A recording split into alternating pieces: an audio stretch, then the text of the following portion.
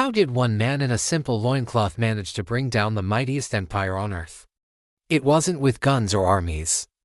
It was with an idea, a force more powerful than any weapon, Satyagraha. The story begins not in India, but in South Africa, in 1893.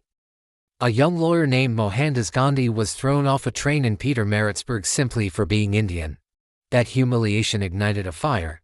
It was there he forged Satyagraha, meaning truth force or soul force.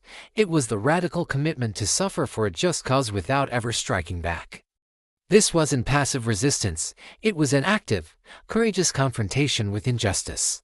We see this power unleashed in India, first with the 1919 Pledge Against the Repressive Rowlatt Act, and most famously during the 1930 Salt Satyagraha.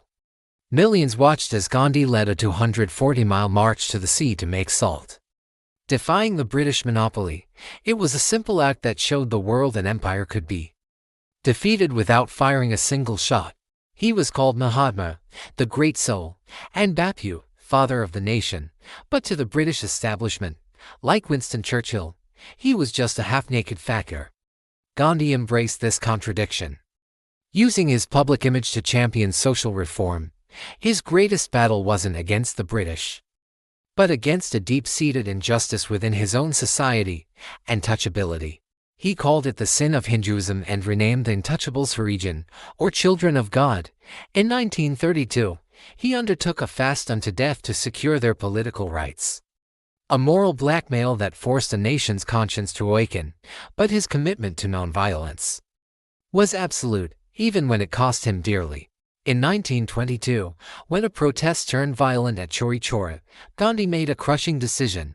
He called off the entire nationwide non-cooperation movement. For him, the purity of the means was everything. He chose nonviolence over immediate political victory, proving his principles were not for sale. His deepest heartbreak was yet to come.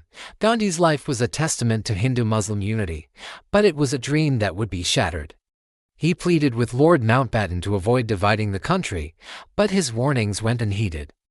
The partition of India in 1947 unleashed unimaginable horror, as over 1 million people died in the ensuing violence. Gandhi didn't retreat. He walked barefoot through the riot-torn villages of Noakhali, a one-man boundary force armed only with his presence. This radical simplicity defined his life.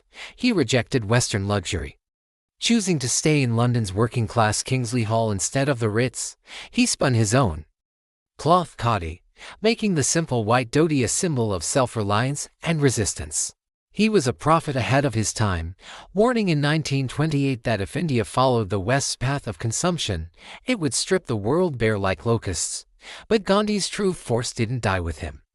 It became a blueprint for revolution across the globe. In the United States, Reverend Martin Luther King Jr. deeply studied Gandhi's methods, adopting Satyagraha as the core of the American civil rights movement. King saw nonviolent resistance as the key to winning the soul of America. In South Africa, Nelson Mandela and the anti-apartheid movement were inspired by the very struggle Gandhi began there decades earlier.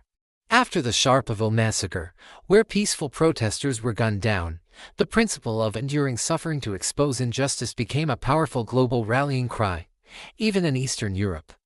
The spirit of Satyagraha echoed in the Velvet Revolution in Czechoslovakia and Poland's Solidarity movement, which peacefully dismantled communist rule.